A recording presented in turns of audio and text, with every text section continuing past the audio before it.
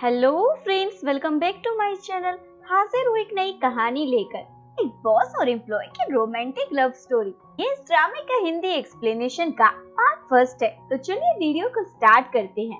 Jiang एक जिद्दी और इंटेलिजेंट गर्ल है। इवन जियांग के पास डबल डिग्री है, इकोनॉमी और साइकोलॉजी में। Jiang top banking investment company MH में इंटरव्यू देने आती है। जियांग का एक ही सपना है, कैसे भी करके एमएच में जॉब लेना, और उसे खुद पर यकीन भी है। जियांग इंटरव्यू का फर्स्ट राउंड क्लियर कर लेती है। एमएच के सुपरवाइजर क्वाइना जियांग से काफी इम्प्रेस हो जाती है। क्वाइना जियांग को बताती है कल तुम्हारा सेकंड राउंड है। जियांग ये सुनकर खुश हो जाती है, पहला पड़ाव क्लियर हो गया है। क्वाइना जियांग को बोलती है ज्यादा खुश होने की जरूरत नहीं है, कल जो तुम्हारा इंटरव्यू लेने वाला है वो बहुत ज्यादा स्ट्रिक्ट है, तो बचकर रहना। के बाद एंट्री होती है हमारे कहानी के हीरो युआन की। युआन एमएच कंपनी में सिक्योरिटीज इन्वेस्टमेंट एग्जीक्यूटिव डायरेक्टर है और साथ ही साथ हैंडसम और इंटेलिजेंट भी है। जियांग को काम में जरा भी लापरवाही पसंद नहीं है। इसके बाद हमें दिखाया जाता है डूली, जो जेडी कंपनी का डायरेक्टर है। जियांग और डूली एक दूसरे के कॉम्पिटिटर है। डूली हमेशा जियांग की इंटेलिजेंसी के सामने हार जाता है। इसके बाद हमें दिखाया जाता है क्वाना जियांग के पास आती है और उसके साथ फ्लर्ट करती है और उसे पसंद भी करती है, पर साथ ही क्वाना ये भी जानती है युआन उसे सिर्फ अपना एक अच्छा दोस्त ही समझता है। क्वाना युआन को वो फाइल देती है जिन्हें इंटरव्यू के नेक्स्ट राउंड के लिए चुना गया है। युआन जियांग का रिज्यूम देखकर शॉक हो जाता है, क्योंकि युआन जियांग को पहले से ही जानता है। क्वाना युआन को बताती है जियांग काफी इंटरेस्टिंग पर्सनालिटी है और इस जॉब के लिए कैपेबल भी है। युआन के फेस पर एक नोटी स्माइल आ जाती है। क्वाना युआन को बोलती है मेरे सामने ऐसे कूल मत बनो, मैं तुम्हारे लिए एक अच्छी लड़की ढूंढ दूंगी। युआन क्वाना को बोलता है मैं इंटरव्यू लेने जा रहा हूँ, तुम अपने लिए ढूंढ लो पहले। जियांग इंटरव्यू के नेक्स्ट राउंड के लिए एमएच पहुँचती है। जियांग युआन को देखकर उसे पहचान जाती है। युआन इंटरव्यू लेता है। जियांग युआन के सभी सवालों का सही जवाब देती है, लेकिन फिर भी युआन जियांग को रिजेक्ट कर देता है। जियांग को युआन पर गुस्सा आता है। युआन जियांग से मिलने आता है, लेकिन जियांग उसे इग्नोर करके चली जाती है। युआन देखता है जियांग के पैर में चोट लगी है, तो युआन अपने सेक्रेटरी के हाथ जियांग के लिए बैंडेज भिजवाता है, जो जियांग के गुस्से को और भी बढ़ा देता है। जियांग सेक्रेटरी के फोन में एक वॉइस मैसेज रिकॉर्ड करती है और बैंडेज फोन पर लगाकर युआन के लिए भेज देती है। सेक्रेटरी युआन को जाकर वो वॉइस मैसेज सुनाता है। वॉइस मैसेज में होता है इंतजार करो, मैं आसानी से हार नहीं मानूंगी, एमएच में एंटर करके ही रहूंगी। सेक्रेटरी युआन से पूछता है मुझे समझ नहीं आ रहा, जियांग ने इतना अच्छा इंटरव्यू दिया तो आपने उसे रिजेक्ट क्यों कर दिया। युआन सेक्रेटरी को बोलता है लड़कियों के लिए सिंपैथी दिखाना बंद करो।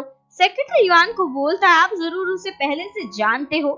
युआन सेक्रेटरी को बोलता है मैंने जियांग को उसके अच्छे के लिए रिजेक्ट किया है, बैंकिंग इन्वेस्टमेंट लाइन उसके लिए नहीं है। यहाँ हमें एक फ्लैशबैक दिखाया जाता है। जियांग और युआन एक ही स्कूल में पढ़ते थे और दोनों चाइल्डहुड फ्रेंड थे। युआन जियांग को डराने के लिए उस पर एक कॉकरोच डाल देता है। जियांग डर जाती है और रोने लग जाती है और तभी बेहोश हो जाती है। डॉक्टर जियांग के फादर को बताते हैं जियांग को टीयर से एलर्जी है, वो रो नहीं सकती, अगर कभी भी रोई तो उसके लिए अच्छा नहीं होगा और ज्यादा रोने से जियांग मर भी सकती है। जियांग के फादर युआन को उसकी रिस्पॉन्सिबिलिटी दे देते हैं इस बात का ध्यान रखने की कि जियांग कभी भी स्कूल में रोए ना और कोई भी स्कूल में उसे रुलाए ना, जिसके लिए युआन जियांग के फादर से पॉकेट मनी के लिए कुछ पैसे भी हर महीने लेता था, जो जियांग को पता चल जाता है। फ्लैशबैक से बाहर जियांग अपनी बेस्ट फ्रेंड ली को बताती है जियांग ने मुझे जानबूझकर रिजेक्ट किया है, और जियांग वही है जो बचपन में मेरे फादर से पैसे लेता था इस बात का ध्यान रखने के लिए कि मेरी आंखों से एक भी आंसू ना आए। पर जियांग स्कूल में बाकी बच्चों को मुझे बुली करने को कहता था ताकि वो मेरे फादर से और पॉकेट मनी ले सके। और जियांग बोलती है युआन मेरी चाइल्डहुड लाइफ का एक भयानक सपना है। दूसरी ओर युआन जियांग को वीचैट पर फ्रेंड रिक्वेस्ट भेजता है। जियांग एक्सेप्ट कर लेती है क्योंकि उसे पता नहीं होता ये युआन है। युआन खुश हो जाता है और मैसेज करता है मैं युआन हूँ। जियांग ये मैसेज देखकर तुरंत युआन को अनफ्रेंड कर देती है और अपनी फ्रेंड ली को बोलती है क्या युआन पागल है, इसकी हिम्मत कैसी हुई मुझे वीचैट पर ऐड करने की। दूसरी ओर युआन जियांग को मैसेज करने के लिए टाइप कर रहा होता है मैंने तुम्हारे अच्छे के लिए तुम्हें रिजेक्ट किया है, मैं एक दूसरी कंपनी में तुम्हें रिकमेंड कर दूंगा और सैलरी पैकेज भी अच्छा है, पर मैसेज सेंड नहीं हो पाता क्योंकि जियांग ने युआन को अनफ्रेंड कर दिया होता है। युआन को गुस्सा आता है इतनी जल्दी मुझे अनफ्रेंड भी कर दिया, हिम्मत कैसी हुई इसकी। जियांग अपनी फ्रेंड ली को बोलती है जो उसने मेरे साथ किया है मैं उसका बदला युआन से लेकर रहूंगी। खुद को समझता क्या है और होता कौन है मुझे एमएच में रिजेक्ट करने वाला। ली जियांग को बोलती है मैं भी तुम्हें सपोर्ट करूंगी। सी लियांग को बताती है मैं अपने कनेक्शन से ब्यू की कॉकटेल पार्टी की टिकट्स ले लूंगी। जियांग भी वहाँ आने वाला है, वहाँ जाकर उसको मजा चखाएंगे। साथ ही ली जियांग को बताती है एमएच के वाइस प्रेसिडेंट लिंग से मिलकर इस बारे में बात करनी चाहिए और उन्हें बताना चाहिए तुम्हारे साथ इंटरव्यू में अनफेयर हुआ है, वो जरूर इस बारे में कुछ करेंगे। लेकिन जियांग ली को बोलती है हर साल एमएच से हजारों लोग रिजेक्ट होते हैं, लेकिन मेरी बात क्यों सुनेगा। इसके बाद हमें दिखाया जाता है जियांग तैयार होकर ब्यू कॉकटेल पार्टी में पहुंचती है। इस पार्टी में डूली भी अपनी मेंटर लिंदा के साथ आया होता है। डूली देखते ही जियांग को पसंद करने लग जाता है। युआन पार्टी में जियांग को देख लेता है। जियांग युआन को इशारा कर कर बताती है मेरी नजरें तुम पर है।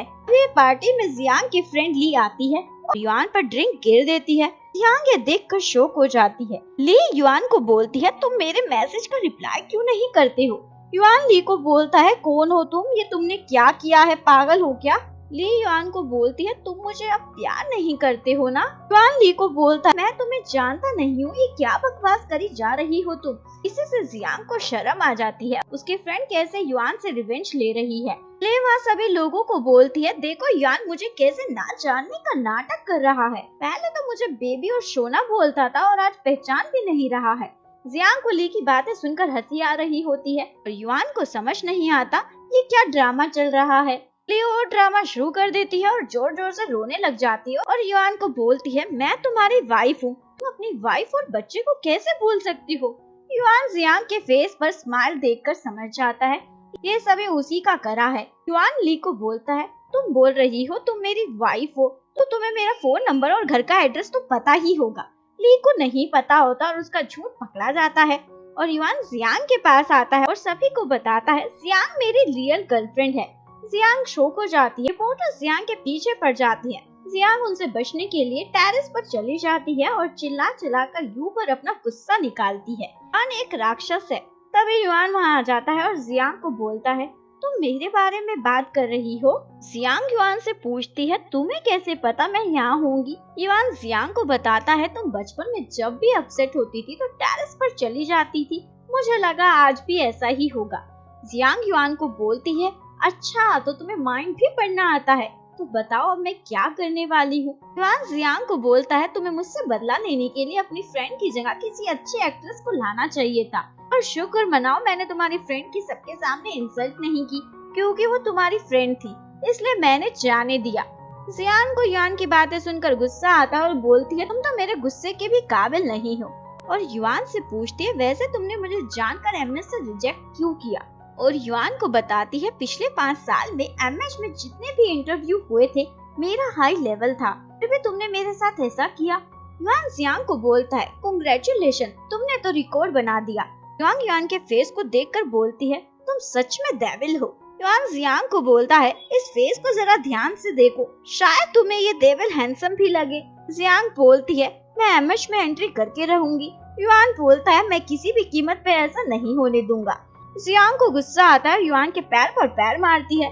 युआन जियांग को बोलता है मैं तुम्हारे अच्छे के लिए बोल रहा हूँ, इसमें तुम्हारा कोई लॉस नहीं है, मुझ पर ट्रस्ट करो। जियांग बोलती है तुम पर ट्रस्ट करूँ, तुम मेरे फादर से पैसे लेते थे ताकि मैं ना रोऊं और खुद ही मुझे स्कूल में बुली करते थे जिसकी वजह से मुझे स्कूल भी ट्रांसफर कराना पड़ा।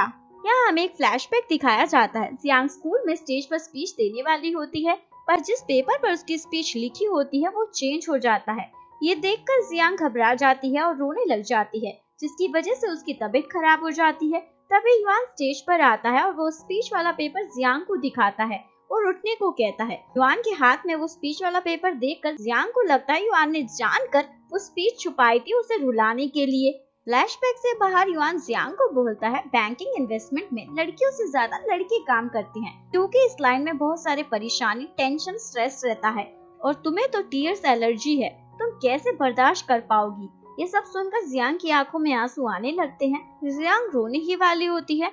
युआन जियांग को अपना ब्लेजर देता है और जल्दी से चलने को कहता है क्योंकि उसे पता है जियांग रोई तो सीधा हॉस्पिटल में जाना पड़ेगा और उसे खींचकर वहां से ले जाता है। तभी जियांग का पैर स्लिप हो जाता है।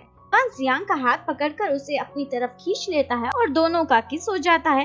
तभी रिपोर्टर्स वहां पहुंच जाते हैं और दोनों की ऐसे ही पिक्स क्लिक कर लेते हैं। युआन जियांग के फेस को ब्लेजर से छुपा देता है, रिपोर्टर्स को वहां से भगाता है। नहीं तो मैं तुम लोगों की छुट्टी करवा दूंगा। रिपोर्टर्स डरकर वहां से भाग जाते हैं, लेकिन जियांग की तबीयत टीयर्स की वजह से खराब हो जाती है। युआन जियांग को हॉस्पिटल लेकर जाता है। डूली भी जियांग और युआन को किस करते हुए देख लेता है। युआन जियांग की ऐसी हालत देखकर परेशान हो जाता है। युआन को डॉक्टर से पता चलता है जियांग एकदम ठीक है। इसके बाद युआन जियांग के रूम में आता है उसे देखने के लिए। जियांग बेहोश होती है। युआन जियांग के फोन में अपने आप को वीचैट पर ऐड कर लेता है। जियांग बेहोशी से जागती है। तभी जियांग की फ्रेंड ली उससे मिलने आती है। जियांग ली से पूछती है, क्या तुम मुझे लास्ट नाइट हॉस्पिटल लेकर आई थी? ली जियांग को बोलती है, ये तुम क्या बोल रही हो? बल्कि तुमने ही तो मुझे मैसेज कर बुलाया था। जियांग बोलती है, मैंने कब मैसेज किया? ली जियांग को बोलती है, लगता है तुमने अपनी याददाश्त भी खो दी है, तुम्हें ये भी याद नहीं है? ली को युआन ने मैसेज कर वहाँ बुलाया था जियांग के फोन से। इसके बाद जियांग अपना फोन चेक करती है और देखती है युआन ने खुद को उसके फोन से वीचैट पर ऐड कर लिया है। साथ ही युआन ने खुद को जियांग के फोन से मैसेज भी भेजा होता है, सॉरी मिस्टर युआन, मुझसे गलती हो गई जो मैंने आपको अपने वीचैट आईडी से डिलीट कर दिया। जियांग ये देखकर शॉक हो जाती है और बोलती है, मैं कभी भी युआन को इस तरीके का मैसेज नहीं भेज सकती। ली सोशल मीडिया पर देखती है जियांग और युआन के रिलेशनशिप की न्यूज वायरल हो गई है और जियांग को दिखाती है। जियांग अपना और युआन का किस वाला फोटो देखकर दोबारा बेहोशी हो जाती है। दूसरी ओर युआन के ऑफिस में युआन के रिलेशनशिप को लेकर बातें हो रही होती है। वाइना को भी इस बारे में पता चल जाता है और उसे गुस्सा आता है और सभी को फालतू की बातें बंद कर काम पर ध्यान देने को कहती है। युआन का सेक्रेटरी उसे इस न्यूज के बारे में जाकर बताता है, पर युआन पहले से इस न्यूज को देखकर खुश हो रहा होता है। सेक्रेटरी युआन की स्माइल को देखकर उसे बोलता है, जब आप जियांग को पसंद करते हो तो उसे कंपनी में हायर कर लो। और युआन को छेड़ता है, डायरेक्टर की वाइफ को उसके साथ ही काम करना चाहिए। युआन सेक्रेटरी को बोलता है, लगता है तुम्हारे पास कोई काम नहीं है, और सेक्रेटरी को काम पर लगा देता है। सेक्रेटरी युआन को बोलता है, ये फाइल मैं पहले ही रिव्यू कर चुका हूँ। युआन सेक्रेटरी को बोलता है, तो फिर से करो, तुम्हारी हिम्मत कैसे हुई मुझसे ऐसे बोलने की? सेक्रेटरी को मजबूरन दोबारा फाइल को रिव्यू करना पड़ता है। इसके बाद हमें दिखाया जाता है युआन जियांग की लैंडलॉर्ड लेडी के पास जाता है और उसे ज्यादा पैसे ऑफर कर वो अपार्टमेंट ले लेता है और आज की आज ये देने को कहता है। लैंडलॉर्ड लेडी भी पैसों के लालच में हाँ बोल देती है। जियांग अपने सेक्रेटरी को बोलकर उसके अपार्टमेंट के साथ वाला अपार्टमेंट ऑनलाइन रेंट पर देने के लिए डालने को कहता है और रेंट भी कम रखने को कहता है। युआन अपने सेक्रेटरी को इतना कम रेंट बताता है। सेक्रेटरी युआन को बोलता है, आप इतने दयालु हो, मुझे ही वो अपार्टमेंट रेंट पर दे दो। युआन सेक्रेटरी को बताता है वो अपार्टमेंट सिर्फ जियांग को देना है। युआन जियांग को अपने पास लाने के लिए ये सब करता है। इसके बाद जियांग युआन के पास उसका ब्लेजर वापस करने जाती है और जियांग को बोलती है, मैं कैसे भी एमएच में एंट्री कर रहूंगी, चाहे तुम कितनी भी कोशिश कर लो मुझे रोकने की। युआन जियांग को बोलता है, बैंकिंग इन्वेस्टमेंट फील्ड एक बैटल भरी फील्ड है, तुम इस फील्ड के लिए फिट नहीं हो, क्योंकि जब भी लड़कियां उदास होती हैं अक्सर रोती है और तुम इन आंसुओं को अफोर्ड नहीं कर सकती। इस सुनकर जियांग को बुरा लगता है। जियांग वापस अपने अपार्टमेंट आती है। तभी उसकी लैंडलॉर्ड लेडी उसे आकर अपार्टमेंट खाली करने को कहती है और बहाना बनाती है, मेरा बेटा अब्रोड से वापस आ गया है, उसे ये अपार्टमेंट चाहिए, मैं तुम्हारी सारी सिक्योरिटी और एडवांस रेंट वापस कर रही हूँ, तुम इसे अभी के अभी खाली कर दो। जियांग को मजबूरन तुरंत की तुरंत वो अपार्टमेंट खाली करना पड़ता है और अपनी फ्रेंड ली के पास जाती है। जियांग अपनी फ्रेंड ली को ऑनलाइन एक सस्ता और अच्छा अपार्टमेंट ढूंढने को कहती है। ली को अपनी फ्रेंड जियांग के रिक्वायरमेंट के अकॉर्डिंग अपार्टमेंट मिल जाता है, पर रेंट देखकर दोनों के होश उड़ जाते हैं। इतना अच्छा फुली फर्निश्ड अपार्टमेंट और रेंट इतना कम, दोनों को विश्वास नहीं होता, इसलिए फोन कर कंफर्म करते हैं और खुश हो जाते हैं। सच में अपार्टमेंट का रेंट इतना सस्ता है। सेक्रेटरी युआन को कॉल कर बताता है जियांग अपार्टमेंट देखने आएगी। युआन खुश हो जाता है और अपने अपार्टमेंट से उन पर नजर रखता है। जियांग को भी अपार्टमेंट और रेंट पसंद आ जाता है तो कॉन्ट्रैक्ट साइन कर लेती है। कॉन्ट्रैक्टर युआन को इशारा कर बताता है, आपका काम हो गया है। इसके बाद जियांग एमएच के वाइस प्रेसिडेंट लिन ताइमा से मिलने लाइब्रेरी में जाती है, पर उसे अंदर एंट्री नहीं मिलती क्योंकि उसके पास अपॉइंटमेंट नहीं होता। तभी ट्यूली वहां आता है, जियांग के अंदर जाने में हेल्प करता है उसे अपॉइंटमेंट दिलाकर। तभी जियांग को याद आ जाता है ड्यूली वही है जिससे वो पार्टी में टकराई थी। जियांग लिन ताइमा के पास जाती है और उसे बताती है, मेरे साथ एमएच के इंटरव्यू में अनफेयर हुआ है, मुझे जानकर रिजेक्ट किया गया है। ये सुनकर लिन ताइमा जियांग का इंटरव्यू लेता है। लिन ताइमा जियांग से इम्प्रेस हो जाता है और जियांग को एमएच में एनालिस्ट की पोस्ट पर हायर कर लेता है। जियांग खुश हो जाती है, उसका काम बन गया। दूसरी ओर ली गुस्से में अपनी जॉब छोड़ देती है क्योंकि एक क्लाइंट मॉडल के साथ ज्यादा टची हो रहा होता है। ली को अच्छा नहीं लगता और उस पर कॉफी गिर देती है और उसे पता है इसके बाद उसे जॉब से निकाल दिया जाएगा, इसलिए खुद ही जॉब छोड़कर चली जाती है। इसके बाद ली एक कन्वीनियंस स्टोर में होती है। जियांग ली को कॉल कर बताती है उसे एमएच में जॉब मिल गई है। ली खुश हो जाती है अपनी फ्रेंड के लिए और ली जियांग को बताती है मैंने अपनी जॉब छोड़ दी है। जियांग अपसेट हो जाती है। ली जियांग को बोलती है मेरा ड्रीम है नोवेल लिखना, मैं वही करूंगी। तभी ली को वहाँ एक हैंडसम लड़का दिखाई देता है जिसे ली देखती ही रह जाती है और एक ही नजर में उसके प्यार में पड़ जाती है। इसका नाम एक ज़ियाओ है जो आईटी जीनियस है और वेस्टवर्ल्ड ऐप इन्वेस्टर है। ज़ियाओ को अपने काम से इतना प्यार है कि उसकी जिंदगी में प्यार जैसी चीजों के लिए कोई जगह नहीं है। ली को स्टोर के काउंटर की लेडी से पता चलता है एक ज़ियाओ रोज वहाँ आता है इंटरनेट के लिए, इसलिए ली उसे स्टोर में जॉब करने का डिसाइड करती है ताकि एक ज़ियाओ से अपनी बात आगे बढ़ा सके। दूसरी ओर जियांग अपने न्यू अपार्टमेंट में शिफ्ट हो जाती है और बहुत खुश होती है। अपार्टमेंट भी मिल गया और जॉब भी। कि तभी युआन जियांग के अपार्टमेंट की बेल बजाता है। जियांग दरवाजा खोलती है और युआन को देखकर शॉक हो जाती है। जियांग युआन से पूछती है तुम्हें कैसे पता चला मैं यहाँ हूँ? युआन जियांग को बोलता है मैंने सोचा अपने नए पड़ोसी को हेलो बोल दूं और अभी अभी मुझे पता चला ये तो तुम हो, क्या कोइंसिडेंस है। जियांग युआन को बोलती है मुझे पहले से ही समझ नहीं आ रहा था इतना अच्छा अपार्टमेंट का रेंट कम क्यों है।